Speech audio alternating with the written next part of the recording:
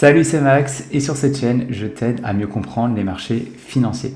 Aujourd'hui, je voulais te présenter une entreprise que moi je trouve super intéressante et qui est selon moi probablement la meilleure entreprise dans le secteur de l'automobile. Alors, on est très loin d'un Tesla ou d'un NIO puisqu'en fait, il s'agit de Ferrari. Et pourquoi j'estime que c'est une des meilleures entreprises dans le secteur? Déjà, de 1, ce qui est pas mal pour un investisseur français, c'est qu'elle est éligible au PEA. Et de deux, tu vas voir que ces fondamentaux sont extrêmement solides. Donc vraiment, dans cette vidéo, je vais te présenter pourquoi cette entreprise est une et probablement la meilleure actuellement dans son secteur et surtout à quel prix tu devrais l'acheter pour réaliser de bons rendements. Allez, c'est parti. Avant même de regarder les fondamentaux de l'entreprise, on va déjà s'imprégner des performances de l'action. Et donc, comme tu peux le voir ici, là, au cours de la dernière année, l'action de l'entreprise s'est appréciée de 60%. Au cours des 5 dernières années, 206%. Et depuis que l'entreprise est cotée en bourse, elle s'est appréciée de 757%. Donc l'entreprise, elle est cotée en bourse là, ici, depuis 2015, octobre 2015. Donc ça fait tout juste 9 ans là, à l'heure où je vous tourne cette vidéo. Donc si on compare par rapport à un indice, donc on va prendre par exemple le S&P 500 qui est un indice plutôt sympa à regarder, 757% comparé à l'indice S&P 500 qui aurait fait lui pendant 10 années, voilà. Donc un an supplémentaire, il n'aurait fait que 190%. Donc autant dire que la Ferrari surpasse et de loin un indice. Donc ça déjà, c'est pas mal. Maintenant, la première chose que je regarde lorsque j'analyse une entreprise, et c'est vraiment un critère décisif, c'est l'endettement. Je ne veux pas investir dans une entreprise qui a un endettement trop élevé. Pourquoi? Tout simplement, une entreprise qui a un endettement trop élevé, c'est une entreprise qui va utiliser une majeure partie de son free cash flow pour rembourser sa dette. Et en plus, une entreprise qui est trop endettée, lorsque les taux directeurs montent, le coût du crédit va lui aussi augmenter.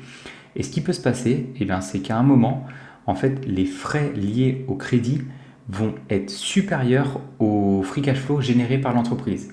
Et dans ce cas-là, c'est ce qui peut entraîner des faillites. Donc c'est vraiment pour cette raison que moi, je souhaite investir exclusivement dans les entreprises qui ne sont pas du tout endettées ou autrement qui ont une dette maîtrisée. Et qu'est-ce que j'appelle moi une entreprise qui a une dette maîtrisée? J'estime qu'elle maîtrise son endettement si elle est capable de rembourser sa dette nette, mais aussi sa dette long terme en 5 années de free cash flow. Donc ce que je fais, en gros, je prends ici le free cash flow moyen au cours des 5 dernières années qui est de ici 606 millions. Et ces 606, je l'ai multiplié ici par 5. Ça va me donner 3 milliards. Donc je vais vouloir que sa dette nette et sa dette long terme soient inférieures à 3 milliards. On va ici déjà dans son bilan comptable. On descend tout en bas. On va ici, Total Long Term Liabilities, 3 milliards 26. Donc là, sa dette long terme peut être remboursée en un petit peu plus de 5 années de free cash flow. Donc on est légèrement au-dessus de ma valeur cible. Ok. Et pour ce qui est de sa dette long terme, de sa dette nette, il faut juste faire la différence entre sa valeur d'entreprise et ici la capitalisation boursière. En gros, pour t'expliquer rapidement ces deux métriques, la capitalisation boursière, c'est si un investisseur souhaitait racheter l'intégralité des actions en circulation et être propriétaire à 100%. Dans ce cas-là, il aurait à payer ici 85 milliards. La valeur d'entreprise, c'est si un investisseur souhaitait à la fois devenir propriétaire à 100% de l'entreprise, mais se débarrasser de toute la dette. Dans ce cas-là, il aurait à payer ici 90 milliards. Donc là, si on fait 90 milliards moins nos 85, on est ici à 5 milliards. Donc on est toujours au-dessus de nos 3 milliards. Donc là, encore une fois, la dette nette n'est pas maîtrisée non plus. Cependant, je tiens quand même à mettre en perspective le fait qu'on évolue ici dans le domaine de l'automobile. Et le domaine de l'automobile, ça reste quand même un domaine qui nécessite d'énormes capitaux pour fonctionner, pour pouvoir créer les différentes usines qui vont par exemple assembler les véhicules.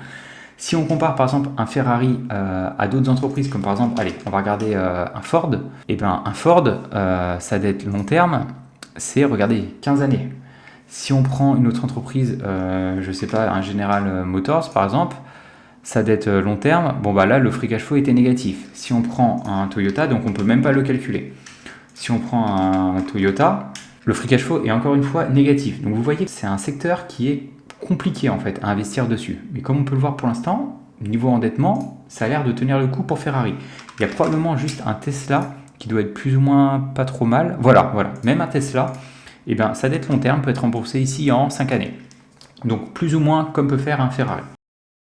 À présent, la meilleure façon de gagner de l'argent sur le long terme, c'est de s'assurer que l'entreprise vende de plus en plus de voitures ou si elle vend la même quantité de voitures, qu'elle les vende de plus en plus cher. Et donc pour ça, moi je vais regarder des indicateurs de croissance qui sont le chiffre d'affaires, le résultat net, mais aussi le free cash flow. Et je ne vais pas les regarder en fait d'une année sur l'autre.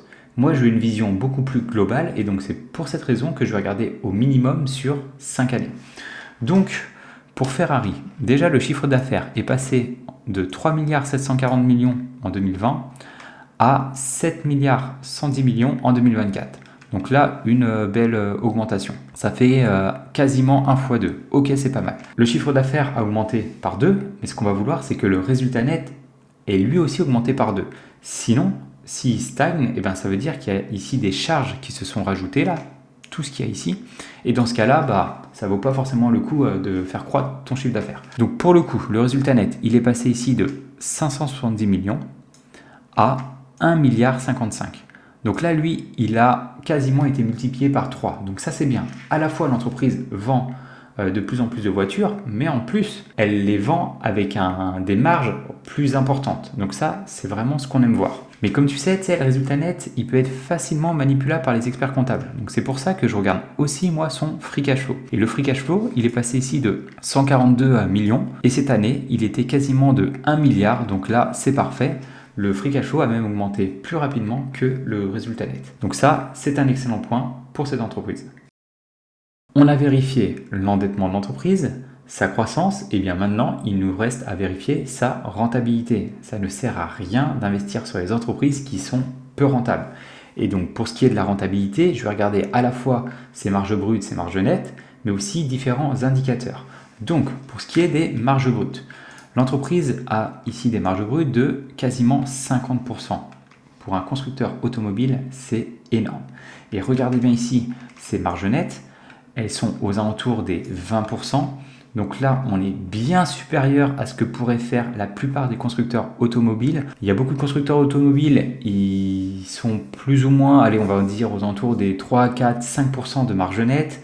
Il y a peut-être des entreprises comme Tesla qui se démarquent en réalisant des marges, allez, aux alentours des 10%. Là, même par rapport à un Tesla, on serait à du x2. Donc c'est tout simplement nickel.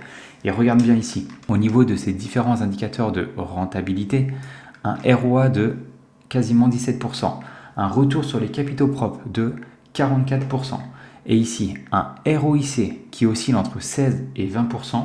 Donc là, pour chaque euro investi, l'entreprise en récupère entre 16 centimes et 20 centimes, ce qui est énorme. Il n'y a aucune autre entreprise, ou du moins s'il y en a une autre, je veux bien que tu me l'indiques, mais en tout cas, je ne connais pas moi actuellement d'entreprise avec des indicateurs de rentabilité aussi importants.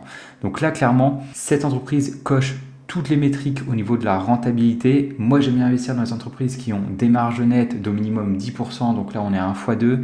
Et tous ces indicateurs de rentabilité, je souhaite au minimum du 12,5%. Là, on est largement au-dessus. Donc là, c'est parfait. L'entreprise est plus que rentable. Et pour finir, la dernière métrique que je regarde, ça va être le nombre d'actions en circulation. C'est un indicateur qui est très important et pourtant il y a très peu d'investisseurs qui le regardent. Cette métrique va permettre de savoir si toi, tu seras dilué ou non par l'entreprise. Et pourquoi en fait c'est une métrique importante? Je vais te faire un exemple. Imagine que l'entreprise dans laquelle tu souhaites investir est divisée en 10 actions. Et toi, tu décides d'acheter une action. Tu es donc propriétaire d'un dixième de l'entreprise, donc tu auras le droit à 10% des bénéfices. Maintenant, si l'entreprise décide de doubler son nombre d'actions en circulation, il passera du coup de 10 à 20. Cependant, toi, tu n'auras pas 2 actions. Non, tu seras toujours propriétaire que d'une seule. Et dans ce cas-là, tu seras propriétaire d'un 20e de l'entreprise, donc ce qui correspond à 5%, et donc tu n'auras le droit qu'à 5% des bénéfices. Donc ta part dans l'entreprise diminue avec le temps. Donc c'est pour ça qu'il est très important que cette métrique soit stable dans le temps, ou le mieux, si elle est en diminution. Et donc, pour Ferrari, on est passé en 2020 de 185 millions, cette année 180 millions. Ok, et bien là c'est parfait, l'entreprise Ferrari a racheté ses actions. Pour ce qui est du dividende, l'entreprise Ferrari a décidé d'en distribuer un à ses actionnaires. Et pour l'instant, il est relativement petit puisque ça correspond ici à un rendement de 0,58%. Mais maintenant, la véritable question à se poser, c'est est-ce que ce dividende, il est pérenne ou non dans le temps? Et donc pour ça, on va devoir calculer ce qu'on appelle le payout ratio. Donc moi, je vais prendre ici le dividende payé à l'ensemble des actionnaires qui est de 367 millions. Et ces 367 millions, eh bien, je vais le comparer ici au free cash flow moyen au cours des 5 dernières années. Ce qui nous donne ici 606. Si je fais un fois 100, on est ici à 60%. Donc ça correspond au ratio de distribution.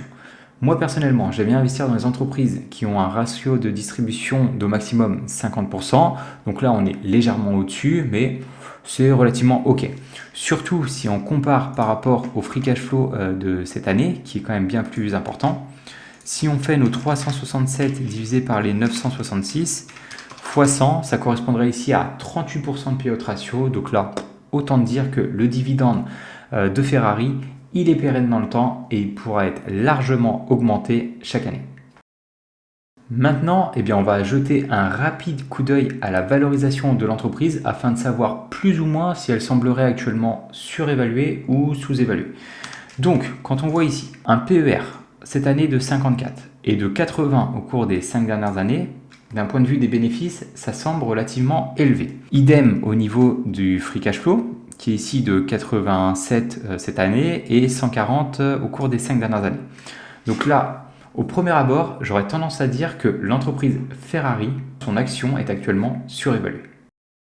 Si je devais résumer ce qu'on vient d'analyser, l'entreprise Ferrari semble de plutôt bonne qualité. Elle obtiendrait même cette note de 8 sur 10 avec uniquement les indicateurs d'endettement qui ne seraient pas au vert et encore, on n'en est pas loin. Mais comme je te l'ai dit, on évolue vraiment dans un domaine qui nécessite beaucoup de capitaux. Et si on compare en fait Ferrari par rapport à ses pairs, elle s'en sort plus que bien. Donc au final, c'est une entreprise qui n'est pas loin de mériter un 10 sur 10. À présent, on va jeter un rapide coup d'œil aux prévisions des analystes. Donc déjà, ils s'attendent à ce que le bénéfice par action augmente de 9,24$ à 11,31$. Donc une petite augmentation, c'est pas trop mal.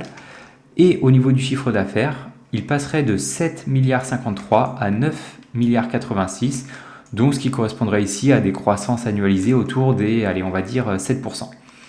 Donc maintenant, on va pouvoir utiliser notre outil qui va nous permettre de savoir le prix d'achat maximal pour acheter cette entreprise.